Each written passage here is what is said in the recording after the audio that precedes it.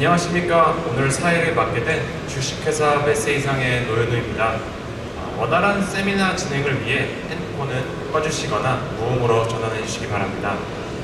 그럼 지금부터 2025년 부산 코리아빌드 시민건축사 세미나를 시작하도록 하겠습니다.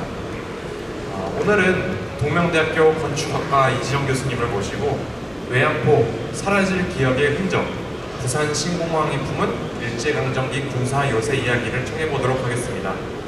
우선 이지영 교수님은 건축 역사에 관한 박사하시면서 부산의 근대 건축 역사에 대한 연구도 다수 진행하고 계십니다. 그럼 이지영 교수님을 모셔보도록 하겠습니다. 뜨거운 박수로 환영해 주시기 바랍니다.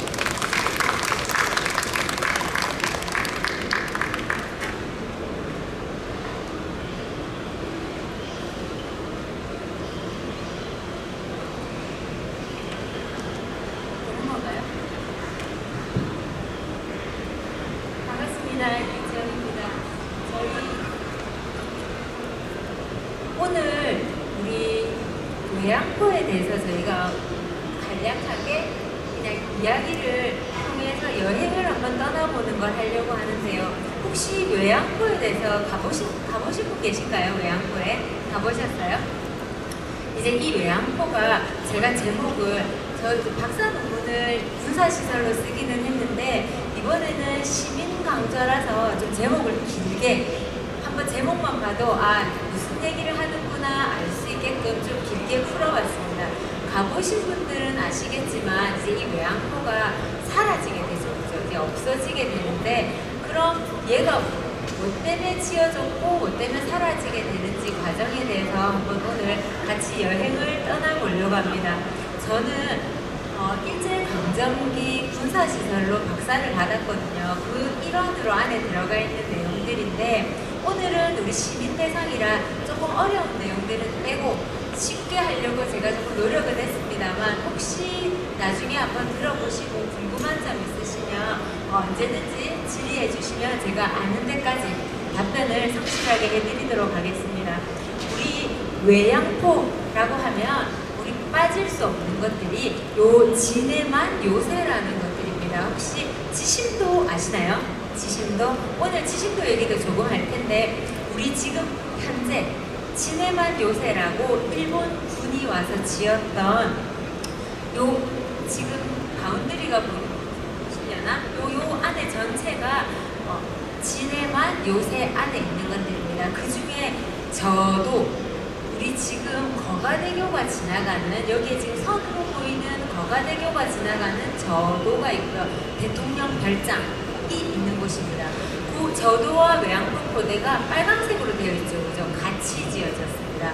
같이 지어져서 오늘은 여기에 대해서 공부를 해볼 텐데 기장부터 장자릉포대 여기는 용호동의 제3함대 자리가 지금 있는 곳이에요. 그 부분들하고 영도, 태종대에 있는 곳들 그리고 멀리는 지심도까지 거제도의 지심도까지가 일본군이 진해만 요새로 묶어서 한반도를 차지하려고 만들었던 곳들입니다. 거기에 대해서 우리가 오늘은 특히 외양포만 집중해서 볼 텐데요.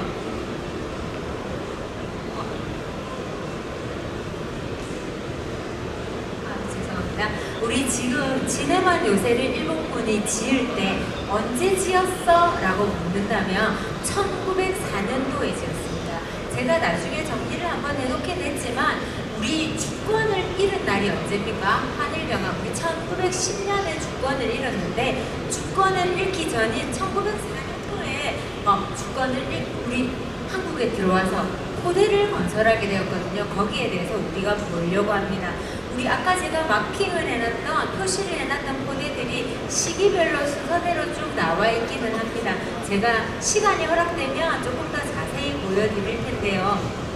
아까 보여드렸던 저도 포대, 외양포 포대가 한 묶음으로 같이 건설이 되고 이후에 장자등 1, 2, 3포대 용호동이 건설이 되고 마지막으로 태평양 전쟁을 대비해서 기장 신앙촌 아시나요? 신앙촌 자리에 위치했던 기장포대 지금 태종사 위치에 있는 저령도 포대 그 다음 지심도 포대 이런 것들이 뒤에 지어지게 되었어요. 그래서 우리 오늘 보게 되는 외양포 포대는 가덕도에 위치하고 있는 외양포입니다.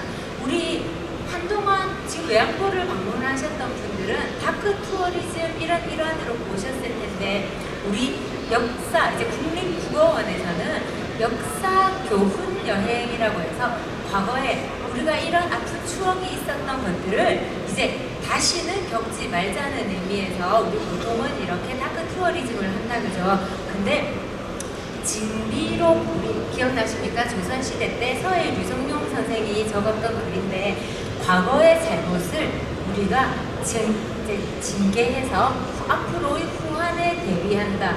그래서 우리가 이 외양포를 왜 일제가 눈독을 들이고 여기에다가 포대를 지었는지, 이 자리가 왜 중요한 건지, 그런 것들을 한번 우리 같이 살펴보려고 합니다.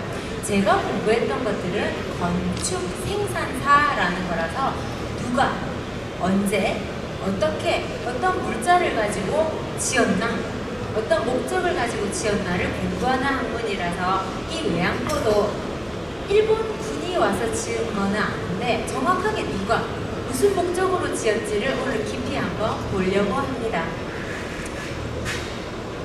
우리 다크 투어리즘 얘기가 나와서 그런데, 우리 MBC 광복절 특집 다큐에 지심도를 발표한 적이 있습니다. 이 지심도 아까 말씀드렸다시피 거제도에 위치했는데, 이 지심도 섬은 섬 전체가 군사시설로 묶여 있다가 불과 얼마 전에 거제시로 넘겨졌어요. 제 기억이 맞다면 2억 원인가? 몇 억 안 되게 아예 그냥 거제시로 소유권을 넘겨주게 되었는데, 여기에 제가 이제 참여해서, 제가 이걸로 박사를 받았거든요. 그래서 참여해서 우리 발표를 하기도 했는데, 지심도에서 제일 잘 남아있는 우리 전등소 소장 관사 같은 경우들은 우리가 근대시설로 지정을 해서 이제 보호하려고 노력을 하고 있습니다. 이런 것들이 다크 투어리즘의 하나의 일환으로 우리가 작업을 하고 있고, 제가 국회 세미나도 갔었어요. 그리고 이렇게 지심도는 조금 열심히 활동을 하고 있는데, 그에 반해서 가덕도는, 우리 지심도는 또 거제시로 가서 제가 발표를 하기도 했었거든요. 근데 가덕도는 소외받았어요. 왜냐하면 우리가 이제 얼마 전부터 신공항이 들어서서 외양포는 어떻게 된다? 아예 사라지게 된다. 그래서 더 이상 여기에 대해서 논의할 필요가 없다고 생각해서 활동을 전혀 하지 못하고 있죠. 그런데 마지막으로 작년 12월에 가득한 가덕이라는 프로젝트에서 이제 가덕도가 없어지는 거는, 우리 가덕도 외양포가 없어지는 것들은 기정사실화되었으니 이를 기록이라도 남겨두자라고 해서 이런 프로젝트를 추진했었어요. 그래서 여기 안에서 제가 아까 발표했던 여러 가지들을 좀 재미있게 꾸며서 한번 발표를 한 적들이 있었습니다. 이제 남아있는, 외양포는 사라지겠지만 우리 저도가 남아있죠. 저도는 지금 거가대도가 관통해서 이쪽은 군사시설로 묶여있고, 나머지 지금 여기 골프장 같이 보이는 것들은 대통령 별장, 청해대가 위치해 있고, 또 가보고 싶은데 가실 수 있어요. 여러분들이 배 타고 투어 하실 수 있습니다. 그래서 혹시 관심이 있으시면 이 저도에도 우리 일제강점기 군사시설들이 남아있고, 지리적 유충지가 확실하니까 한번 관광 혹은 여행 한번 해보시기를 추천드려요. 그죠? 이제 외양포로 넘어가 보겠습니다. 외양포 주소는 가덕해안로 1319라고 되어 있는데, 이 외양포가 제가 공부를 시작한 건 1910년 정도에 시작했습니다. 그래서 한 15년 전부터 눈여겨봤는데 지금 모습과 사뭇 다른 모습이에요. 이때 당시는 외양포를 배를 타고 갔어야 됐어요. 지금은 우리 차량으로 갈 수 있잖아요. 그죠? 근데 이 당시에는 여기 보이는 배를 타고 우리가 이동을 해서 외양포로 들어갔었는데, 지금 외양포가 한동안 버려져 있었거든요. 근데 20년대 들어서 이제 가덕도에 돈을 들여서 야생화 단지를 만들고 이제 다크 투어리즘을 시작할 거야 라고 투자하기 시작했습니다. 그런데 이게 지금 우리 9억 5천을 들여서 꾸며놨더니 이제 없어지게 되었죠. 그죠? 없어지게 되었는데, 현재의 외양포 모습입니다. 이거 제가 9월 9일 날 우리가 며칠 전에 우리 지도에서 맵에서 딴 것들인데 이제 대항에서 넘어오는 길이 너무나 잘 닦여 있고 주차장도 너무 잘 돼 있죠, 그죠? 그래서 없어지기 전에 원래는 올해 2월에 철거가 들어가기로 했었거든요. 근데 지금 우리 정권이 바뀌고 현대건설이 이제 조금 포기하면서 이게 딜레이 되었죠. 연기되어서 지금 가보실 수 있어요. 그래서 한번 가보시면 차량으로 이동하면 1시간 조금 더 걸리는 거리에 양포가 위치하고 있고 우리 신공항이 생깁니다. 그죠? 이거 제가 2023년도 자료인데 가덕도의 신공항이 이렇게 생길 거야 라고 마스터 플랜을 보여줬던 것들인데 아까 보셨죠? 그죠? 외양포가 어디에 위치했나요? 여기 한가운데 지금 위치해 있습니다. 왜?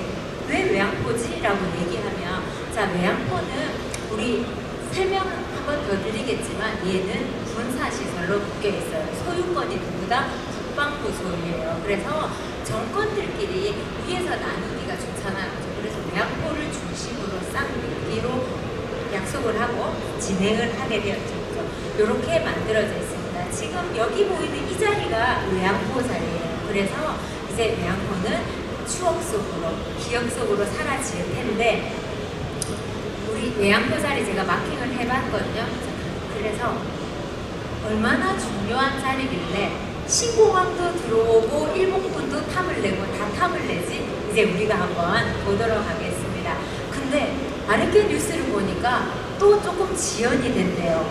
이게 우리 이제 투어를 해볼 거면 조금 더 유리하죠. 그래서 우리가 가볼 수 있는 시간이 조금 더 늘었습니다. 자, 우리 외양포에 자 어떻게 변하는가 우리 한번 보겠습니다. 그러면 어떻게 뭘 보고 공부를 했어요? 라고 물으면 제가 일제강점기 자료들을 일본어로 찾아봤는데 우리 방위청, 우리 국방부와 같은 방위청이 있습니다. 이게 군사 기밀인데 우리 군사 기밀이나 우리 뭐 대통령 기록실 같은 것들이 50년 지나면 기밀이 풀리잖아요. 그죠? 얘들도 기간이 소멸되어서 풀리게 되었어요. 그래서 이런 자료들을 가지고 제가 분석을 해서 자료를 찾았습니다. 그래서 혹시 내가 나도 궁금해라고 하시면 방위청 방위연구소 들어가면 무료로 다 제공되고 있어요. 한번 찾아보셔도 좋을 듯합니다. 우리 이 자료들이 어떻게 생겼냐라고 혹시 궁금해하실까봐 일본 육군이 너 이런 거 공부하면 친일파 아니야? 얘기하시는데 친일파 아니에요. 그죠? 근데 누가 와서 지었는지는 알아야 될 것 아닙니까? 그죠? 그래서 보시면 우리 군사 기밀이지만 얘들을 매일매일 기록했던 작전 자료예요. 작전 자료인데 보시면 우리 건축물 공사를 함에 있어서 신축, 새로 짓거나 고치는 개축 이런 것들을 통해서 무슨 이유로 내가 짓고 내가 얼마의 돈을 써서 어떤 요령으로 지을 건지에 대한 기록이 공사 시방서와 기록이 다 남아있어요. 현재까지 남아있어요. 그래서 그것들을 보고 제가 논문을 썼습니다. 우리 보시면 글씨가 이렇게 생겨 있긴 했는데 여기 밀대일기, 기밀이죠. 그죠? 그 밀대일기란 것들 내용을 보면 조사 측량하거나 토지, 건물 혹은 이런 만든 도면들이 나와 있어요. 제가 여러분들한테 도면도 보여드릴 텐데 일본 사람들이 꽤나 꼼꼼하잖아요. 그죠? 기록이 꽤 많습니다. 이런 자료들을 보고 지금 오늘의 지식도를 제가 생각해냈는데 외양포를 생각해냈는데 보시면 여기에 설계 요령서라고 있었잖아요. 그죠? 이게 표준 시방서입니다. 군사시설을 지음에 있어서 시행착오를 거치지 않고 빨리 지으려면 샘플이 있으면 그걸 가지고 빨리 지어낼 거 아닙니까? 그죠? 그래서 그런 샘플들을 가지고 지어낸 자료들이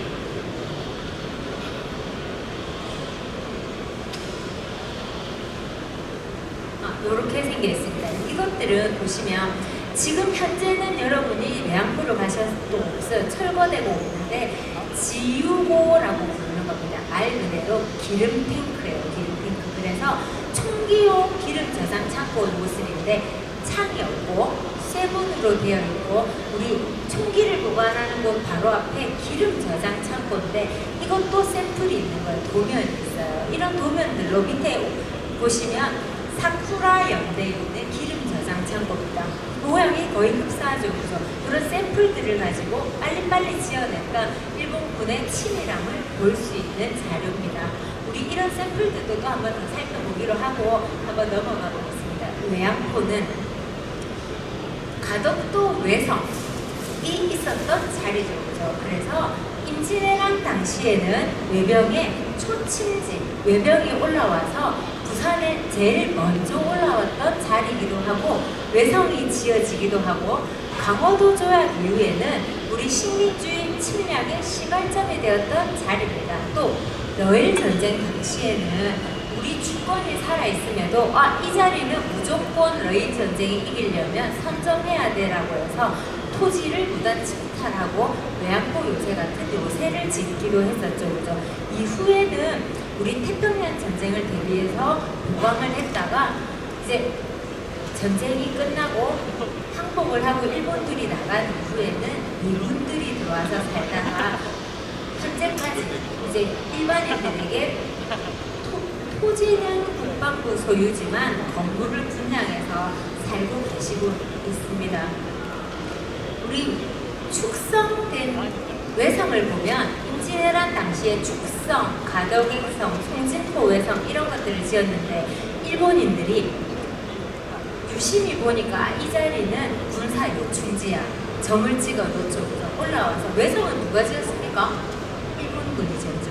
와서 이때 당시에 걔들이 와서 자리를 보고 외성을 지어놨던 자리들인데 그걸 놓칠 리가 없죠. 이제 일본군들이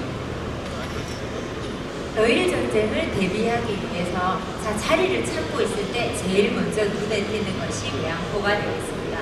우리 1876년에 강화도 조약이라는 게 있는데 1876년이면 대한제국이 있죠.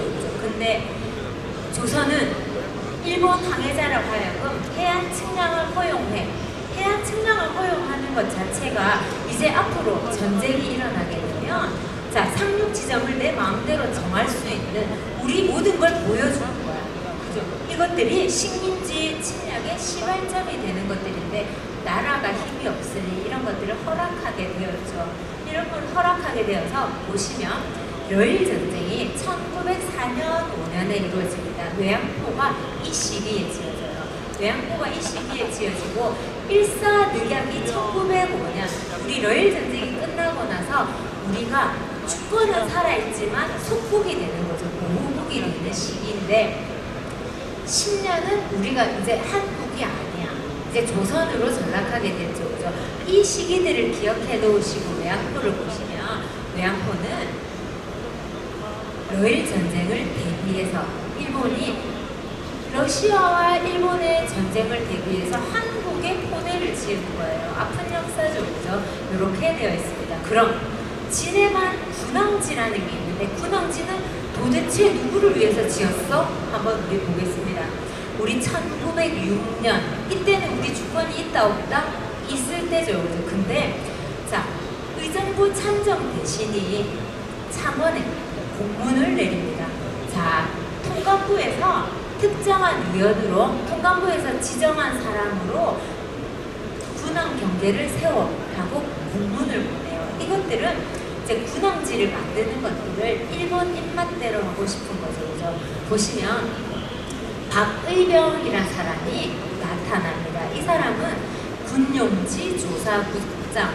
앞으로 일본이 전쟁을 할 때 군용지가 되는 주요 거점, 주요 요충지들을 사들이는 것들을 이 사람이 담당해요. 그리고 진해만 군항지 조사위원을 하는데 이 사람의 타이틀을 한번 볼까요?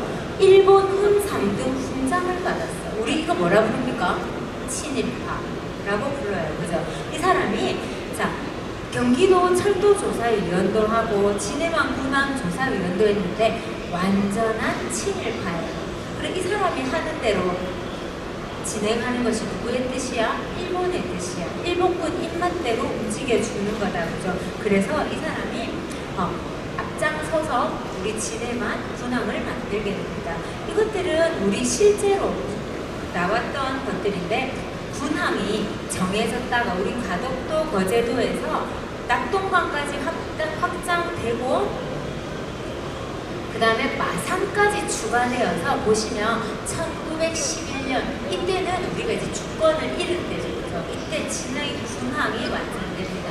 군항이라고 하면 일본이 여기를 마음대로 배가 왔다 갔다 하면서 쓸 수 있는, 그죠? 완전히 군사 요충지로 탄생하게 되었죠. 여기 우측에 보시면 진해 군항에 대한 뉴스 기사가 나타나고 있습니다. 그래서 우리 진해만의 군항을 건설하기로 했고 완공했어라는 기사가 나타나죠. 이제 이 시기에는 일본군 입맛대로 배가 왔다 갔다 하고 군사 용도로 쓸 수 있게 되는 것들인데 여기 중간에 뭐가 있다? 우리 가덕도가 위치하고 있죠. 그죠? 자, 우리 한반도에 한국 주차대가 들어와 있었는데, 자, 군사 조직을 잠깐 보면, 자, 우리 아까 뭐라고 했습니까? 한일 병합으로 한국 주차군이 들어와 있다가 이제 우리 한국이 주권을, 대한제국이 주권을 잃었어요. 그래서 우리는 뭘로 전락해? 조선으로 전락하죠. 조선 주차군이 들어와서 이제 우리 진해만 요새 사령부, 아까 우리 진해만 요새 보셨잖아요. 그죠? 그것들을 관장하게 됩니다. 진해만 요새 사령부와 진해만 요새 중포병대대라는 것들이 들어서게 되고 그들을 담당하는 것들이 이제 나타나게 됩니다. 우리 이런 가운데 내양포 포대가 들어가게 되겠죠. 그죠? 자, 보시면 우리 용산기지, 미군이 있는 용산기지는 누구 땅이야? 미국 땅이었죠. 그래서 우리에게 넘겨주기 전까지는 미국 땅.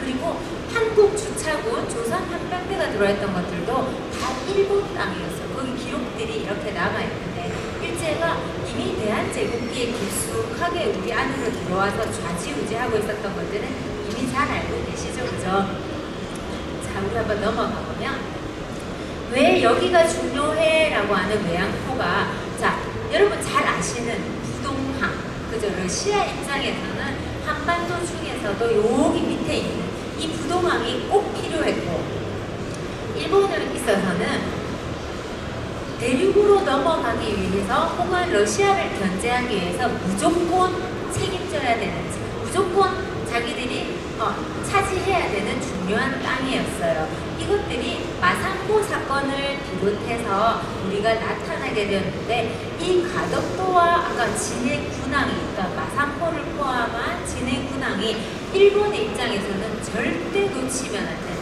이것들을 러시아에게 뺏기면 대륙으로 못 가죠. 러일 전쟁에서 러시아가 이겼다? 그러면 세계가 달라졌겠죠. 세계 역사가 달라졌을 텐데, 자, 일제가 해군작전 제1계획이란 것들을 말합니다. 언제? 1903년. 우리 러일 전쟁이 시작하기도 전인데 뭐라고 얘기하냐면 각 근거지를 진해만에 설치할 거야. 왜? 우리는 진해만은 조선 해역을 확실히 장악하고, 자, PR 정황에 상관없이 맨 먼저 점령해야 우리가 러일 전쟁에서 이길 수 있다라고 판단해서 최단 항로를 대한해역으로 정하고 차지하려고 이런 계획 요령을 우리 허락을 안 받고 자기들이 내놓습니다. 그리고 1905년에는 1904년 5월에는 대한방침및 대한시설 강령이란 것들을 보여주면서, 자, 군력상 필요한 지점을 우리가 필요하면 언제든지 군사시설을 지을 수 있어 라고 말을 해요. 그래서 이러한 조항들을 의거해서 군용지를 수용합니다. 그죠? 그래서 군사기지가 건설되게 되었어요.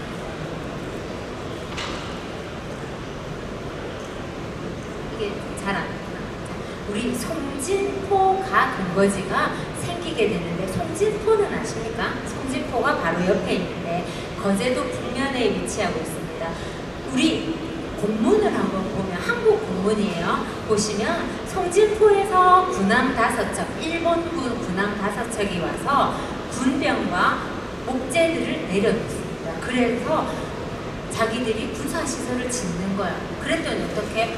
내가 밭을 이루고 있는데 내 밭에다가 군사시설을 지었어. 어떻게? 라고 난리가 난 거죠. 사람들이 난리 났는데 원성이 자자인데 어떻게 할까요? 라는 공문이 있습니다. 그럼 허락을 안 받고 지었단 말이겠죠. 그래서 협의 정리가 안 된 상태에서 하룻밤 사이에 눈을 뜨니까 군사시설을 짓고 있는 거야. 이런 시대가 있는데 보시면 송진포 외성이 지었던 곳에 송진포 가근거지, 가덕도 외성이 지어졌던 곳에 가덕도 해군 가근거지를 지어요. 자기들이 임진왜란 때 눈여겨봐뒀던 것들을 그대로 빨리 와서 점령하게 되는 것이다. 그죠? 보시면 송진포 가근거지의 도면입니다. 여기에 병실과 진료실이 눈에 띄어요. 병실과 진료실인데 우리 한번 넘어가 보면, 자, 1904년에 지어졌는데 의외로 내과병실 15개, 외과병실 8개. 얘들이 왜 이렇게 아픈 사람이 많지? 라고 얘기하면 풍토병, 한국에 들어와서 한국 물을 먹었더니 아픈 사람이 많고 수술실까지 있어요. 일본군이 건너와서 제일 먼저 골머리를 앓았던 것들이 물, 그죠? 섬에서 생활하다가 대륙으로 넘어와서 우리나라 물을 먹어서 배앓이를 했다는 기록이 꽤나 많고, 우리 외양포에 가신 분 선생님들 계시니까 외양포에 우물이 5개가 있어요. 마을이 100명 정도 있었던 일개 중대가 있었던 곳인데 우물이 5개나 있고 배수로가 잘 되어 있거든요. 네? 얘들이 그만큼 먹는 물을 중요하게 생각했어요. 지심도도 마찬가지입니다. 지심도도 가면 산 전체에서 먹는 물을 보급하는 것들이 엄청 잘 돼 있어요.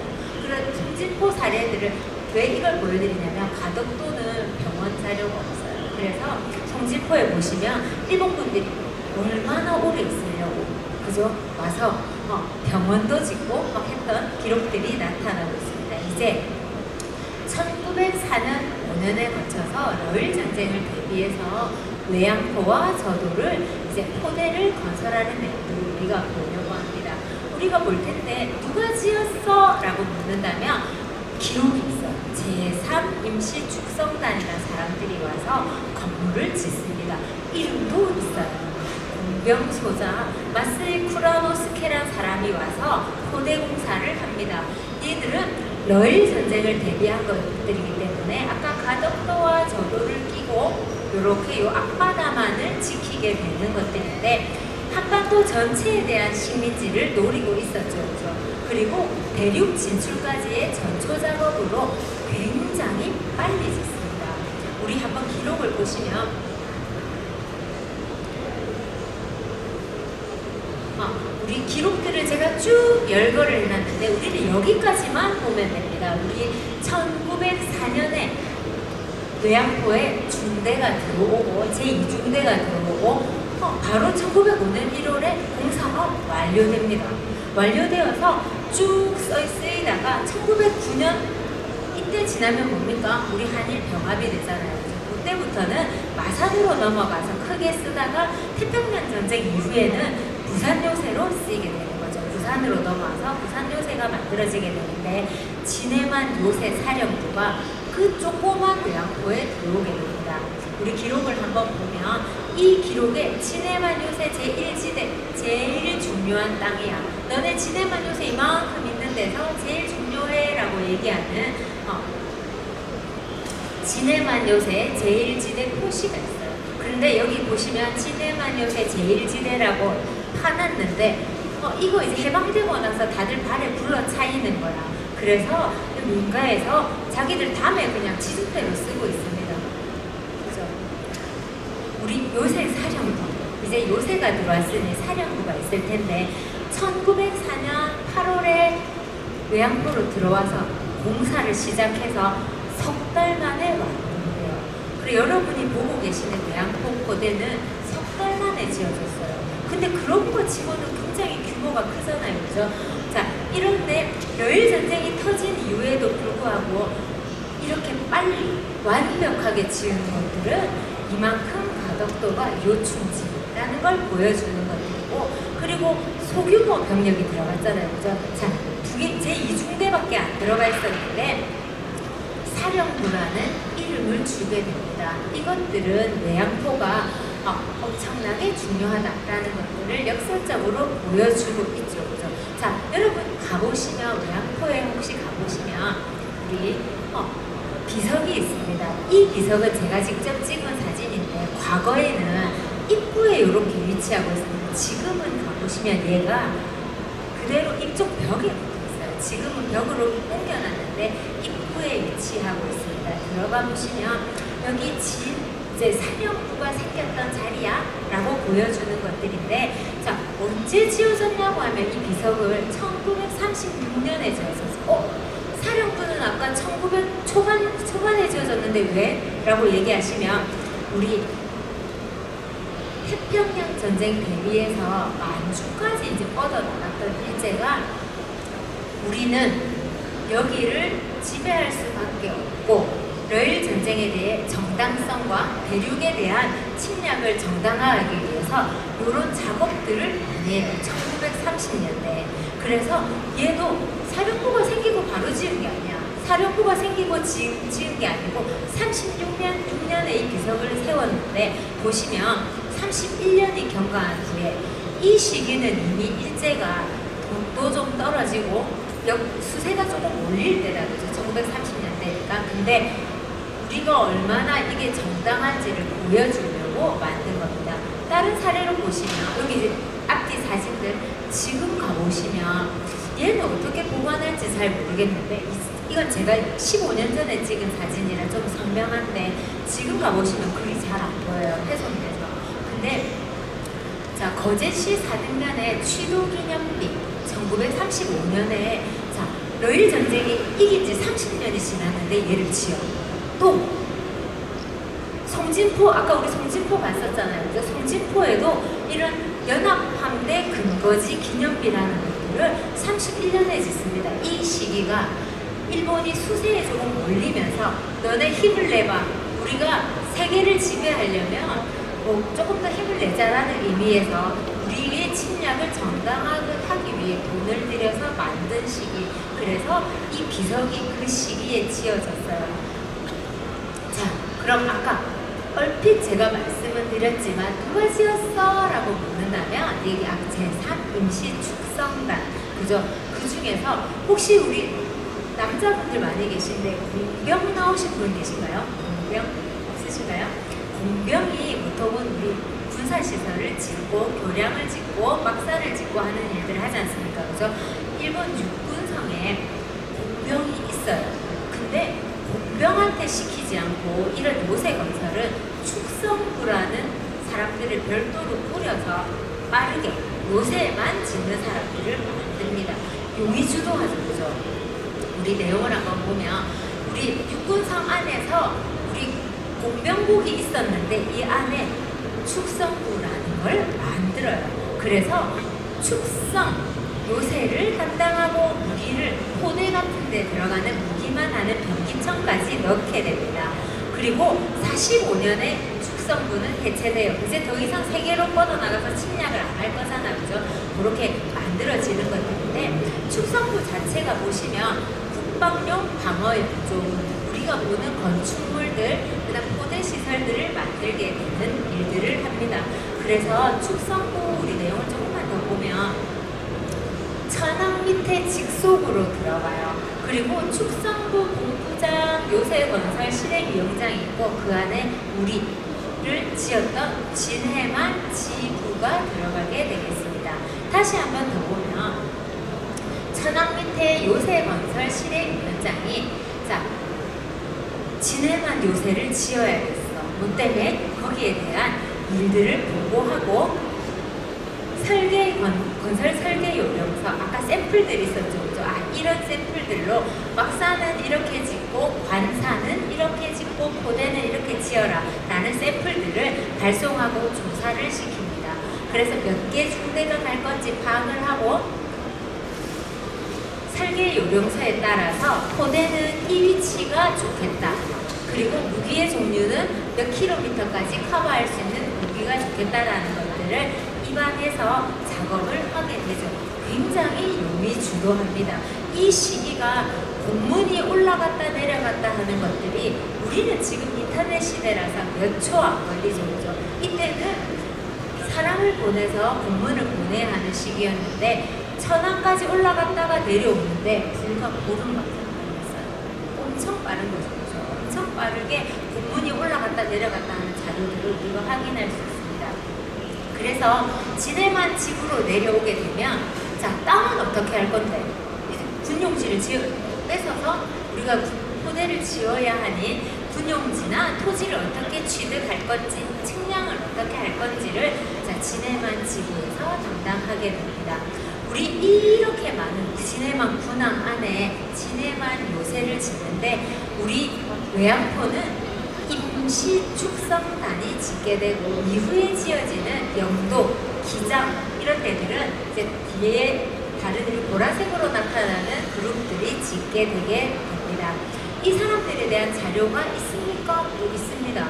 용의주도 하다고 아까 말씀드렸죠. 그래서 우리 1904년 8월에 임시 축성단이 만들어지고 우리 외양포 포대, 저도 포대, 저기 북한 쪽에 영흥만 포대 이런 것들을 짓게 됩니다.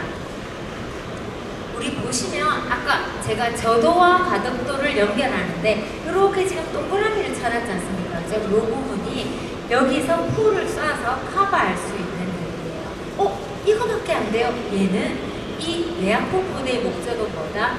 러시아를 견제하기 위해서 러일 전쟁 용어로 만들었기 때문에 지신도 포대, 저령도 포대, 기장 저 밑에 대마도 문이지마까지는 이제 누구를 견제해요? 이때는 미군을 견제합니다. 태평양 전쟁 때문에 미군을 견제해야 되기 때문에 이쪽 바다를 보게 되는 건데 저도 외양포 포대는 여기만 커버하도록 만들어졌어요.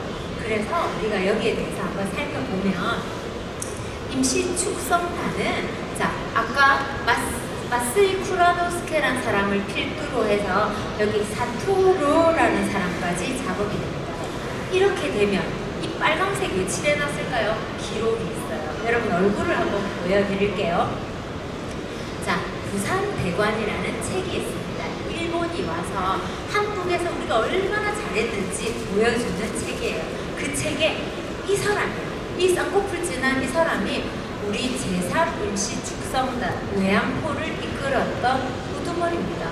그 사토료라는 사람인데 우리 실제로 보시면 여기 밑에 한자로 축성부 진해만 지구 사무실의 모습도 기록이 남아있어요. 여기에서 우리 외양포를 어떻게 좌지우지할 건가 이런 기록들이 있습니다. 그죠? 자기들 딴에는 억정이잖아요. 우리로 보면 슬픈 과거지만 자 우리 축성부가 지금 꾸려졌습니다. 얘들은 포대만 지을 거예요. 그러면 자 주인부터 아까 사토로 같은 사람들이 있고 쭉 내려가서 우리 현지에서 고용된 사람들도 있고 일용직도 있고 청부업자, 하도급업자까지 있습니다. 여기 뭐가 빠졌어요? 뭐가 빠졌어요? 강제노역이 빠졌죠. 기록에는 나오지 않아요. 이렇게 되어 있는 것도 우리가 잠깐 살펴볼 텐데 자, 외양포와 저도포대를 지었어. 제3임시 축성단이 와서 짓는데 자기들이 다 지을 수 없잖아요. 그죠? 그래서 청부를 합니다. 우리 청부가 하도급, 우리가 얘기하는 하도급이에요. 그래서 일본에서 건설업자를 데리고 와서 짓는데 이름이 나카타니 히로키치. 자, 우리 얼굴을 보겠습니다.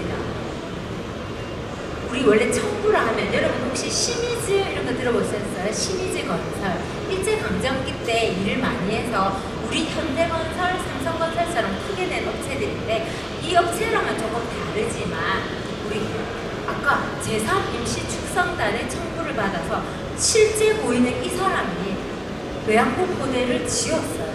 근데 좀 끔찍하죠? 이런 기록이 남아있다는 게 끔찍한데 이 사람이 살았던 집입니다. 굉장한 부를 쌓았어요. 이 사람의 집이고 그 사람의 사진과 이 사람도 누구? 부산대관의 기록이 나와있어. 한국에 와서 이런 많은 일을 했어 라고 얘기하는데 자 보시면 조선 공로사에 이름이 올라왔어요. 이 사람이 한 작업들을 우리가 한번 볼까요? 자 원산 포대, 포도 포대도 하고 조선 총독부 청사도 지었어요. 그럼 우리 주변에 용산도 이 사람이 담당을 하고 또 우리 여러분 기장 좌천간 그죠? 우리 기차 있잖아요. 열차 이 기장 좌천간 열차도 이 사람이 부설공사를 담당하게 되었습니다. 근데 이 사람이 굉장히 많은 일을 하고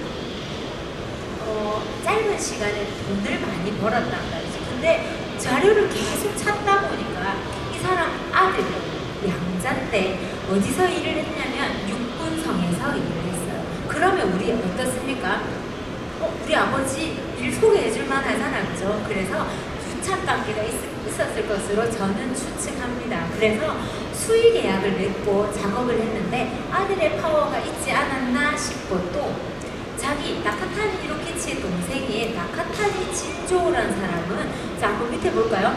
형의 도움으로 포도포대에 들어가서 뭘 하냐면 매점, 뭐 사먹어야 될 거 아니야, 그죠? 그래서 포도포대에 축성단 주고 매점을 운영했다는 기록이 있습니다. 식구끼리 다 해먹은 거야, 그죠? 그렇게 되는 것들이 좀 슬프지만 기록에 남아있어요. 그래서 나카타니 구미라는 큰 회사를 차리게 되었는데, 보시면 한국 사람들 홍정호, 문성택, 장주선을 직원으로 썼다라고 기록을 하고 있습니다. 그래서 굉장히 많은 일을 했어요. 여러분 진짜 짧게나마 보시면 아까 왜 기장 저천간 공사도 했잖아요, 그죠? 그래서 부산진역도 공사를 하고 동해선 일부하고 이제 철도 군사시설 많이 하게 되는 것들이 있습니다. 그러면 우리가 공사를 담당한 사토료도 받고, 그죠? 그리고 이제 청부업자까지 실체를 확인하게 되었습니다. 그래서 보시면 실제 공사는 누가 해? 한국인들이 했을 거란 말이지. 일본에서 다 데리고 오지 못했을 거니까 한국인들을 했을 텐데, 자, 외양포도 언제 지어졌다고요? 1904년도에 지어져서 우리나라 주권이 있을 때입니다. 근데 강제동원을 해? 한 기록이 있어요. 근데 조금 안타깝게도 외양포 기록은 없고, 지금 한자가 많아서 제가 한글로 번역한 거를 한번 보여드릴게요. 자, 1905년도 3월 5일에 기록을 제가 한번 보여드리겠습니다. 함경도 영흥만에, 아까 영흥만 포대가 있었는데 이 기록을 보면 우리나라 공문입니다. 일본 역부 100명을 데리고 와서 한국인 역부 3,000명을 만들어내라고 얘기해요. 동원해내라고 얘기하는데, 자 여러분 한번 보시면 3월달에 우리 바쁘잖아. 이제 모내기 준비도 해야 되고 바쁜 시기에 3,000명을 보내라고 하니 사람이 없는데? 라고 얘기합니다. 그리고 아까 우리 봤던 축성부 단장 마스이 쿠라노스케 기록이 있어. 우리나라 기록 이름이 나옵니다. 이 사람이 공병, 포병 143명과 철공, 석공, 목공 이런 목수들을 데리고 포대를 만들 건데, 야 너네들 한국인 인구 빨리 보내, 우리 작업비 밀려 빨리 보내, 계속 요구를 해요. 그래서 어떻게 했다? 우리가 사람이 너무 없어서 3,000명 중에 200명만 보냈는데 또 보내라고 해. 이런 기록이 나와 있어요. 그러면 1905년도 3월이고 우리 아까 외양포는 1904년도 8월이었잖아요. 몇 달 차이가 안 나고 같은 사람들이 작업했죠. 여기도 나카타니 히로키치가 청구를 받았거든요. 똑같은 우두머리, 똑같은 청구업자면 외양포도 분명히 이렇게 한국인을 동원했을 텐데, 외양포는 안타깝게도 이런 공문 기록은 없습니다. 그런데 우리는 이제 알 수 있죠. 같은 놈들이 작업했는데 똑같이 했겠지라고 생각해서 강제 동원했을 것이다라고 추측하고 있습니다. 그리고 기록을 한번 보시면, 자, 축성부 화약 폭발, 그죠? 조선인 인부가 2명이 다쳤어. 이런 기록이 뉴스에, 신문 기사에 났어요. 조선인 인부가 있었다라고 얘기를 하고, 외양포의 배수로 모습인데 이 배수로도 보면 한국인이 쌓았다는 걸 우리는 추측할 수 있습니다. 여러분 보시면 한국 전통 건축으로 우리가 석축을 쌓으면 이렇게 일자 쌓기 돌 생긴 모양대로 쌓는데, 이렇게 개 이빨처럼 뾰족뾰족하게 쌓는 것들은 사실 일본식 석축 쌓기거든요. 근데 한국인들한테 배수로 만들어봐 했더니 우리가 보고 배운 대로 배수로를 일자로 쌓았을 거란 말이죠. 그런 것도 추측할 수 있습니다. 그죠? 그리고 외양포의 구술 보고서를 보면, 자, 우리 자벽을 한국인이 했었다라는 기록도 나와요. 그래서 우리 주권이 있었던 때지만 강제 동원되어서 만들었을 거라고 우리가 알 수 있습니다. 강제 동원 사례들은 제가 잠깐 적어놓긴 했는데, 우리 뭐 대항 동굴이랄지 세바지 동굴이랄지 자료들이 엄청 많죠. 그죠? 이런 기록들이 나타나서 외양포도 한국인이 강제 동원되었다라고 우리가 감히 추측합니다. 그죠? 자, 우리 한번 넘어가 보겠습니다. 군용지를 무단 청탈했는데 우리 군용지 조사 요령이란 걸 1904년도 우리 주권이 있을 때 자기들 군용지 한국 땅을 이 사람들이 얘기합니다. 그래서 지네만 좋겠네라고 기록에 나타나고 보시면 자 북간부 이토 히로부미와 해군의 협력하에 자 지네만 우리가 군용지 수용하자라고 결정을 하게 돼요. 그래서 우리가 외양포를 눈여겨보게 되고 가덕도 청산진에 보시면 무기고를 일본군이 침탈했는데 우리로 치면 경찰서에 들어와서 총기하고 다 빼들어가는 거야. 대포나 뭐 화약을 다 빼들어갔다라고 얘기해서 항의를 합니다. 항의했더니 뭐라고 얘기하냐면 가덕도민이 불온의 문제를 일으켜서 어쩔 수 없이 우리가 다 빼들었어 라고 얘기하는 거야. 우리 땅인 거야. 그죠? 이만큼 얘들이 후한무치. 자, 일산의견 이전임에도 대한제국의 국권이 유명무실해서 힘이 하나도 없는 기록들이 이렇게 나타납니다. 우리 이제 재밌는 거 잠깐 볼 텐데, 자, 이제 일본군이 땅을 뺏을 거예요. 어떻게 뺏느냐면 국유지, 관유지, 교유지, 학교 자리, 그다음 정부 땅 자리들은 한일 의정서에 의거해서 무상으로 뺏듭니다. 그냥 얘들 뺏드는 거야. 근데 민가나 사유지들이 있죠. 그죠? 얘들은 자 일본이 먼저 수용하고 돈은 한국에 지불할 거예요. 제가 그 기록들을 지금 이제 볼까 합니다. 보시면 우리 한일 의정서에 따라서 이렇게 뺏을 거야 라고 자기들이 공문을 띄워요. 영구적으로 내가 쓴다 알고 있어 라는 공문을 보내주고 이거 이완용 사인이 들어갔습니다. 이완용이 허락을 해. 오케이 알았어 너네 마음대로 써봐봐 라고 얘기한 거예요. 그죠? 이완용의 도장이 들어간 내용들이고 자 우리 가덕도, 병산열도, 경마도, 저도 이쪽에 있는 위치들을 한꺼번에 수용한 기록이 있습니다.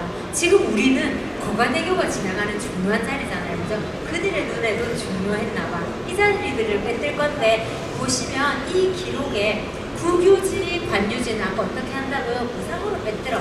기록해놓고 그냥 기록했다 오케이 갖고 가. 그리고 해군용지, 교유지, 학교살들 그 다음에 민유지는 조사해보니까 이 정도인데 민유지는 우리가 어떻게 돈으로 계산해 줄게 라고 얘기합니다. 우리 자료를 보시면 육군 사용지라고 부르는 이런 것들 땅을 이제 박아 이 비석을 딱 세우면 여기는 어때요? 민간인 출입국대 이제부터 여기는 군용지가 되는 것들이죠. 이런 자료들을 우리가 심심찮게 찾아볼 수 있습니다. 이런 공문들을 가지고 보면 인가 등급표라는 게 나와요. 외양포에 실제로 정확한 가옥을 소지한 사람들을 조사합니다. 누가 조사해? 제마산포 영사가 작성해서 위로 올려 포병대로 올려서 일사천리로 토지를 수용하게 됩니다. 사례를 보여드릴게요. 인가 등급표가 이렇게 생겼어요. 우측에 있는 거는 제가 표로 정리한 것들인데 실제로 보시면 가덕도 민가 등급표 상, 중, 하로 나눠 있어요. 상은 아무도 없어. 외양포가 뭐가 줍니까? 이 중요 부자들이 없어. 그래서 중으로 나누는 집들, 하로 나누는 집들과 소유주 이름 허씨가 엄청 많아. 그죠? 이 사람들을 전부 정리했더니 64가구가 살고 있었어요. 일제강점기에. 그래서 상인 집은 하나, 중이 56개, 하가 198칸이 나오게 됩니다. 이것들을 이제 적어놓고 저도에도 똑같이 기록이 나와요. 적어놓고 자 보상을 해줍니다. 보상을 해줄 건데 얼마에 해줄 거야? 라고 했더니 자 2환 50점 평균 기록을 줍니다. 원래대로는 가격이 더 높았어요. 우리 뒤에 제가 한번 넘어가 볼까요? 전당 두락당 2환 나중에 두락당 6환 이런 가격들이 나오는데 비교를 제가 한번 해드리겠습니다. 아까 뭐라고 했냐면 일본군이 먼저 수용하고 돈을 한국 정부에 주고 한국 정부가 개인에게 지급하는 형태를 우리가 띠게 되는데 자 토지 수용에 따라서 주차군이 탁지부에게 돈을 주고 우리로 치면 뭐 행안부 될까요? 그리고 나중에 토지 소유자에게 배상금을 주는 형태를 띠게 되었는데, 우리 아까 64가구였잖아요. 그죠? 기록에 64가구였는데, 이때 당시에 255칸 64가구가 상중하로 나눠서 가격이 책정되었는데, 언제 돈을 줬냐면 2년이 지나고 줬어요. 이때는 어떻습니까? 쫓겨났단 말이죠. 이거 매기고 다 쫓겨나고 나서 돈을 주는데 사람을 찾을 수가 없었겠죠. 그래서 실제로 지급된 것들은 그리고 절반밖에 돈을 안 주는 데다가 상중하가 의미 없게 하루만 줘요. 다 2환 50전으로 줍니다. 좀 피폐했겠죠. 그죠? 근데 이 2환 50전의 가치를 우리는 모르잖아요. 그죠? 자, 우리 한번 보시면 용산은 40판을 줬어. 한 칸에. 우리는 2환 50전인데. 그죠? 이것도 굉장히 심한 데다가 하루 숙박료가 2환이었어요. 내 집이 2환짜리가 하룻밤 자는 돈밖에 안 되게 주니까 얘는 보상으로 집을 사들인 게 아니라 뺏은 거지. 그죠? 이주비도 안 준 거잖아요. 그죠?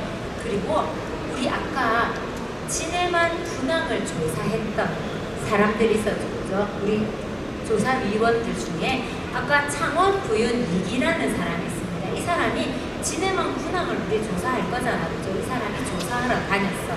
그때 출장비 사용 내역입니다. 볼까요? 찬합 2갑이 밥 한 두락값이에요. 이 사람이 이제 다니면서 도시락을 사 먹었단 말이죠. 도시락값. 게다가 더 웃긴 건 맥주 6병 값이, 출장 갔는데 맥주도 사 먹었어. 근데 이 맥주 값이 어떻게 집 한 칸 값이에요. 이렇게 되게 먹어놨기 때문에 당시에 우리 집들을 정당한 가격으로 사들이는 게 아니다. 이것은 무단으로 침탈한 거다, 뺏은 거다라고 우리가 알 수 있죠. 더 웃긴 건 출장 갔는데 신발도 사신고, 근데 이 사람들은 친일파잖아요. 그죠? 이런 기록들이 있습니다. 좀 슬프죠. 그죠? 자, 우리 이제 여러 가지 얘기들 중에 아까 외양포는 어업을 위주로 했는데, 이때 1904년도에 우리나라 정부에서 외부 대신이 의정부 참전 대신에게 어장 제조 허가표라는 걸 줍니다. 일본이 허락한 데서만 어업을 할 수 있고 허락받은 사람만 할 수 있게끔 만들어주는 거예요. 근데 우리나라 정부가 있는데 이런 것들을 하게 되었다. 그죠? 그래서 엄청나게 주민들이 피폐해졌다라는 것들을 알 수 있습니다. 자, 그래서 거주하던 집과 논밭에 일본군이 군사시설을 짓고, 그리고 세금도 못 내는 이런 것들이 공문에 기록이 많이 나타나고 있습니다. 이제 어려운 얘기들은 다 털어버리고 이제 구경 한번 가볼 거예요. 우리 이제 포대 시설들을 볼 텐데, 지금 가보시면 내용이 조금 다를 수도 있습니다. 우리가 아까 외양포 포대가 요새 건설기에 1904년도에 지어졌어 라고 얘기 드렸는데, 이 시기는 러일 전쟁이 일어난 시기라서 러일 전쟁을 대비했다면, 아까 용호동 제3함대는 우리 장자등 포대가 지어집니다.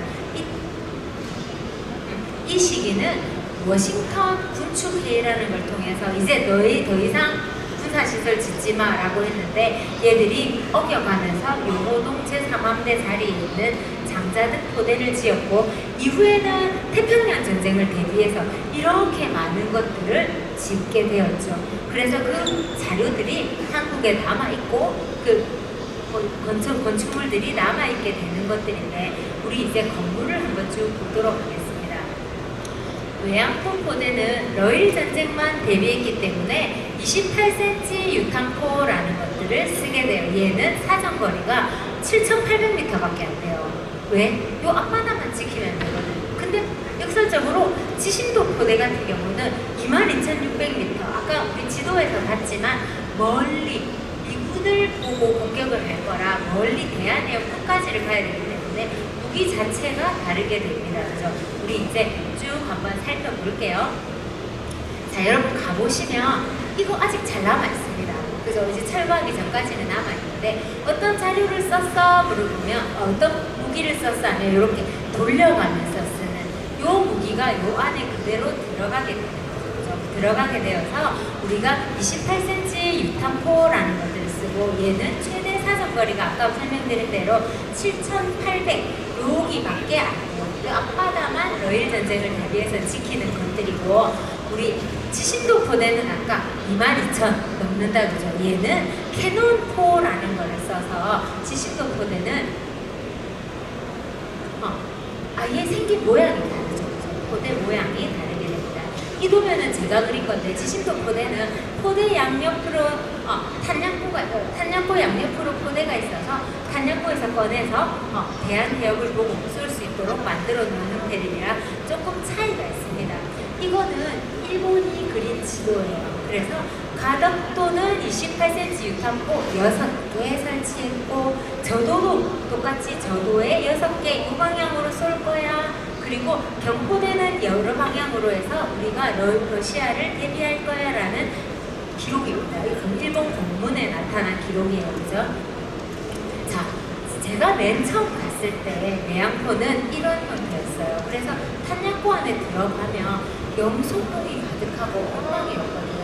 근데 지금은 정비 작업을 마치고 여러분 가보시면 말끔하게 되어 있고 불과 얼마 전에는 수국이 엄청 예쁘게 폈었죠. 그죠? 그래서 없어지기 전에 한번 가보십사 한번 부탁드려봅니다. 우리 아까 말했던 육문들 지금은 얘가 옮겨져 있고 막 바뀌어져 있긴 한데 이 자리들에 우리가 포가 앉혀져 있는 자리들이 있었고 도면으로 보시면 여기 포가 있는 자리들 그 다음에 탄약고 자리, 엄폐부 자리가 있습니다. 이게 반대로 잘못 써 있는 것들도 조금 있기는 한데 우리 이렇게 기록을 해요. 왜? 설계 요령서라는 것도 있잖아요. 그죠? 그것들을 보고 똑같이 컨트롤 C, 컨트롤 V로 만든 거라서 실제로 보면 다른 지역에 있는 건축물들과 같습니다. 우리 도면이고요.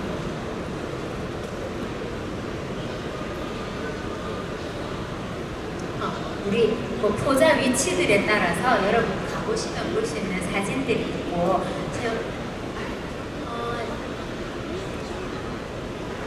보존을 하지는 않을 거잖아요. 철거를 하면 이런 시설들은 보존을 뭐 비석 정도는 옮겨놓겠지만 보존을 하면 할 수 없는 것들이라 눈 속에 좀 담아주시고 우리 여기 보이는 이 와플 모양 이런 것들도 제가 설명을 한번 드릴까 합니다. 우리 한번 보시면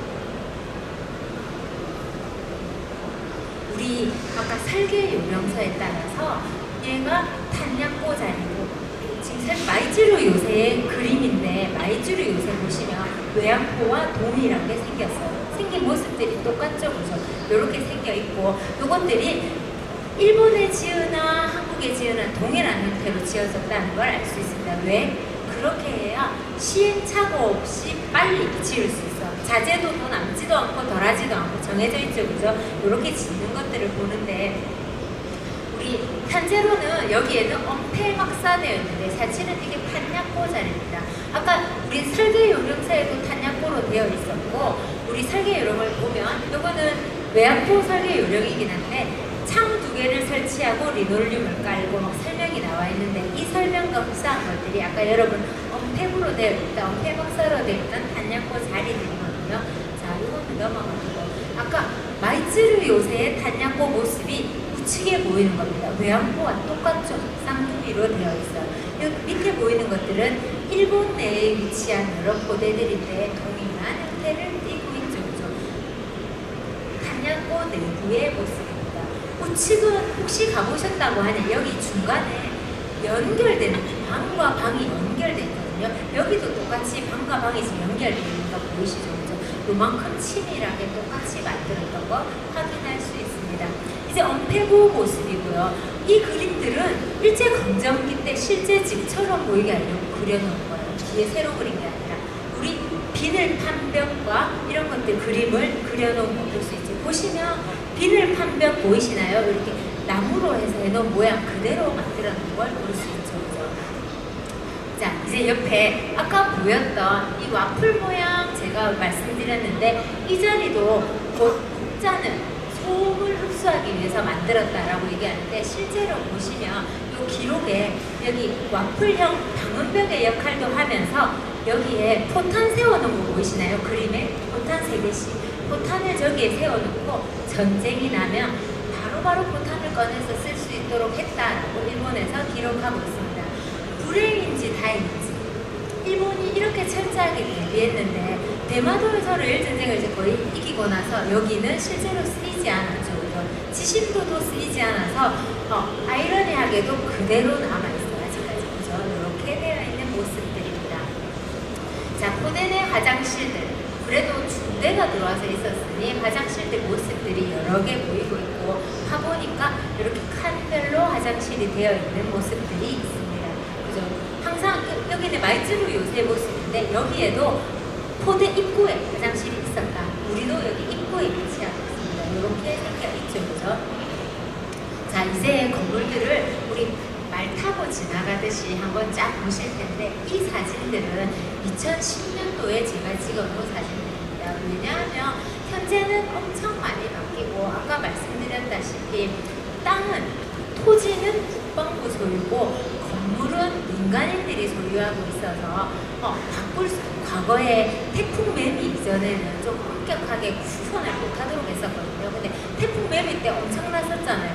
그 이후에 마을이 바뀌게 되었어요.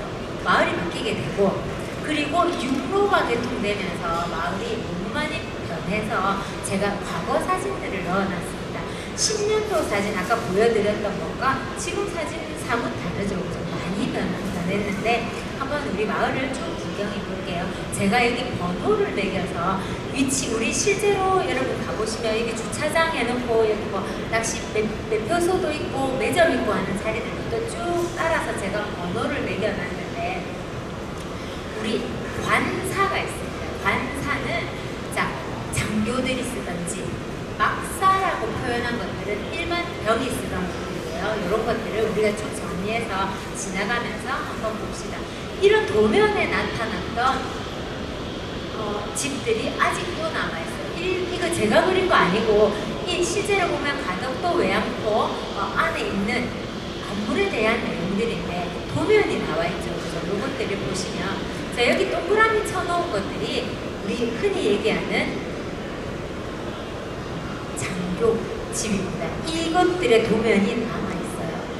이것들을 보시면 제일 높은 장교가 썼던 집인데 우리는 한국식 기와는 어떻습니까? 암키와와 수키와 우리 경복궁 사진인데 암키와 수키와가 이렇게 만들어져 있는 반면에 일제가 가지고 온 일식 기와는 물결처럼 생겨있죠. 암키와 수키와가 없이 이렇게 생겨있습니다. 일본의 기본이 뭐냐고 하면 일식 기와와 아까 말했던 비늘 판벽 이게 제일 권위가 높은 집이에요. 그죠? 우리 장교집이 도면에 나타나고 장교집의 화장실까지 도면에 있습니다. 이것들이 지금 위치가 이렇게 나타나 있는데 화장실까지 도면에 기록되어 있다. 그죠? 또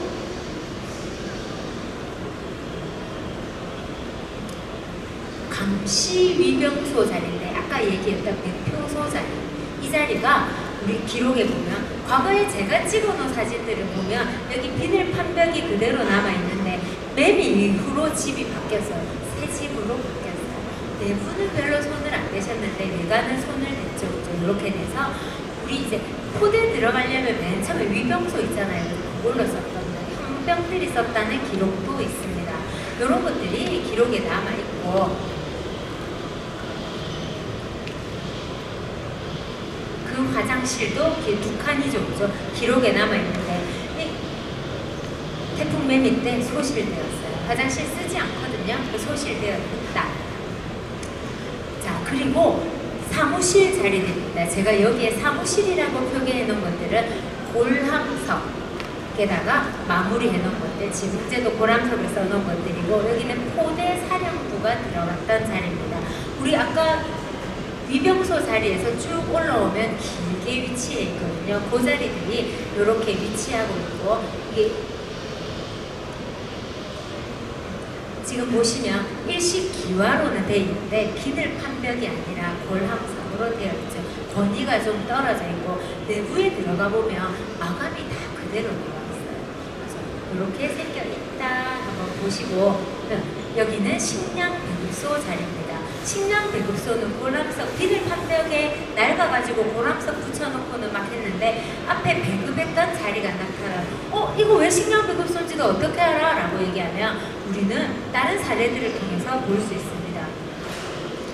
여기 식량 배급소 모습인데 지신도에 보면 식량 배급소 지금은 지신도로 가면 이거 다 헐어버리고 아무것도 없어요. 근데 과거에 제가 찍었던 사진을 보면 비늘 판벽에 여기 물이 빠지게 해놓고 식량 배급했던 자리들이 있습니다. 그 위치가 포대사령부 위에 있어요.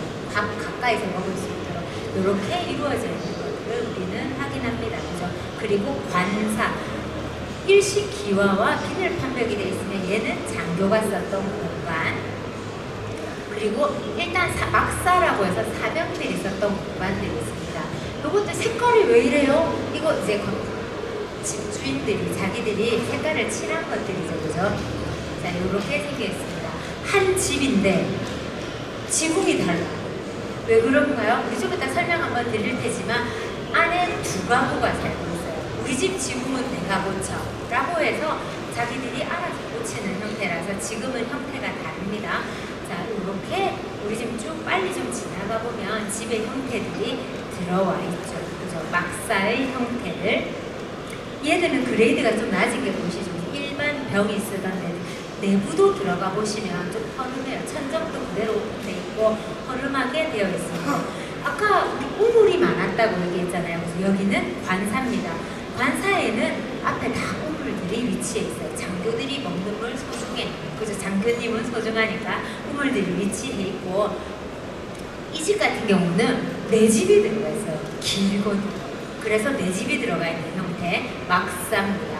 그리고 두 집이 들어가 있는 관사의 모습들, 이런 것들이 아까 우리 봤던 그죠? 관사의 모습인데 장교 제일 높은 사령관의 집인데 여기도 우물이 바로 위치하고 있죠. 그죠? 이런 것들을 우리가 볼 수 있습니다. 자, 모습들을 쭉 제가 지금 보여드리는데 가보시면 이 모습이 아니에요. 근데 이렇게 개들이 지었겠구나 생각하시고 땅은 국방부 땅이지만 집은 뭐 우리 집이면 싹 고치면 안 돼요? 근데 여기 계시는 분들이 다 히스토리가 있는 분들이라서 좀 역사가 있고 좀 크게 여의치 않아서 수선을 잘 못하고 살고 계시거든요. 여기는 우물과 창고, 냇가의 모습이고 여기는 마구간입니다. 현재도 이 형태를 유지하고 있어요. 보시면 여기에 마구간 자리에 말 먹이고 하던 자리들이 제가 봤을 때 최초에 갔을 때 있었거든요. 지금은 마가 있더라고요. 근데 이렇게 되어 있습니다. 그래서 위에 보시면 다 옥션되어 있죠. 이런 형태로 이루어져 있어요. 마구간의 모습들.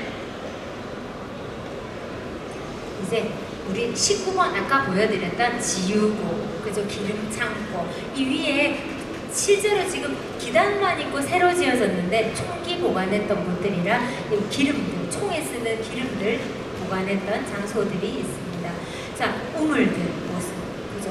이런 것들로 우리 외양포 전체가 다 이루어져 있는데 일본 분들이 기록했던 자료에 1908년도에 현재 제가 아까 보여드렸던 지도와 흡사해요. 거의 동일하게 이때 완성되어 있습니다. 이때 이후로 우리 어떻게 1910년도에는 마산으로 요새 사령부가 옮기면서 손 안 대고 있었던 것들이거든요. 그래서 이 1908년도 모습이 그대로 나와 있어요, 지금. 그리고 이후에 1908년도 이후에 11년에 조사한 내용도 현재와 같고, 우리 아까 들어와서 위병소, 사령부 그대로 있다, 그죠? 42년도에 지도 지금 흐려서 잘 안 보이긴 하는데 이때도 거의 유사하게 남아 있습니다.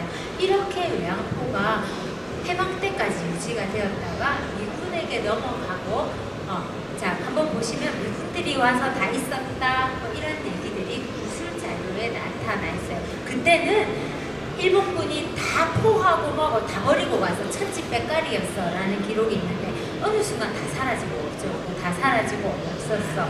근데 자, 외양포에 거주하는 김광자님이 집 얘기를 합니다. 우리 아까 집에 보시면 제가 한 장 넘겨볼까요? 아까 집들이 색깔이 막 달랐어. 이거 왜 그랬냐면 외양포에 미군이 싹 빠지고 나간 자리에 비어있단 말이지. 근데 여기는 더 이상 우리에게는 요충지가 아니잖아요. 그래서 민간인에게 불화하기로 합니다. 넘겨주기로 하는데, 자, 불만 있었냐? 그러니까 불만이 없었대. 왜냐하면 대항에 가서 집 없는 사람들에게 야, 너네 외항포에 집 비어있는데 들어갈래? 그러면 난 집 없이 노숙하다가 좋은데? 하고 들어오게 된 거예요. 그래서 어떻게 했냐면 굳이 뽑기합니다. 재수로 사령관 집이 걸렸어. 그럼 축복받은 거. 근데 아까 내 집이 사는 집도 있었잖아요. 그죠? 규모가 크다고 내 집이나 넣었는데 똥손이야. 뽑았는데 그 집이야. 어쩔 수 없이 거기 사는 거예요. 불만 없어요? 불만 없어. 왜냐하면 원래 나 집이 없었던 사람들인데 들어와서 살게 해줬거든. 근데 지금은 매매도 했대요. 매매도 했다라고 얘기하시는데, 일본군이 남겨놓은 집에 번호 매겨놓고 뽑아서 1번 뽑으면 1번이 우리 집 이렇게 했다. 그래서 임대료를 내고 살고 있었다. 그리고 자, 가덕도의 오늘입니다. 이제 마칠 텐데, 가덕도가 여러분 지금 가보시면 가덕도에 뭐 보러 가시나요? 세븐아일랜드 엄청 큰 커피숍이 생겼다는데, 소희네 집 맛집도 있죠. 그죠? 근데 가덕도 가보시면 대항 쪽까지는 이 빨간 플래카드가 엄청 붙어 있어요. 근데 아이러니하게 외항포 쪽으로만 넘어가면 플래카드 붙어 있지 않아요. 왜? 땅이 내 땅이 아니고 내가 임대료를 작게 내고 있기 때문에 소유권을 주장을 잘 못하는 데다가 다 연로하셔요. 그래서 한번 지나가 보시면 플래카드가 딱 끊기는 순간이 있어. 아, 이제 외항포 다 왔구나 생각하시면 돼요. 그래서 지금 현재는 이렇다. 그죠? 이렇게 되어 있고, 뉴스를 보면 아직까지 보상 갈등이 있대요. 보상 갈등이 있어서 내 집을 뺏기는데 한 푼이라도 더 받고 싶잖아. 그죠? 그래서 아직까지는 마무리가 잘 되지 않았다고 하는데, 외항포는 우리 여러분들 아시잖아요. 그죠? 방금 집을 보셨지만 땅은 국방부 땅인데 그 위에 있는 집이 가치가 얼마나 되겠어요? 가치가 별로 없단 말이죠. 그죠? 좀 가슴 아픈 현실입니다. 우리 아까 제가 보여드렸던 우리 이 역사를 가진 일본군이 눈독을 들이고 미군까지 들어오고 했던 이 외항포가 이제 사라집니다. 언제가 될지는 이제 새로운 업체가 나타나서 하겠다라고 하게 되면 바로 밀겠죠. 왜냐하면 철거도 2월로 했다가 지금 연기된 상태니까 언제든 철거가 가능한 형태라서 여러분들이 아마 우리 지금 제가 타이틀에 사라질 기억의 흔적이에요. 우리가 지금은 눈으로 볼 수 있지만 몇 달 후에 없어질 거라고, 혹은 몇 년 안에 없어질 텐데, 우리가 신공항이 생기면 아, 이 자리가 옛날에 이런 자리였지라는 거 기억 한번 해주십사 제가 이 자리를 한번 마련했습니다. 우리 오늘 좀 긴 얘기인데 재밌게 한번 들어주시고 호응해 주셔서 제가 감사드립니다. 오늘 긴 시간 수고하셨습니다.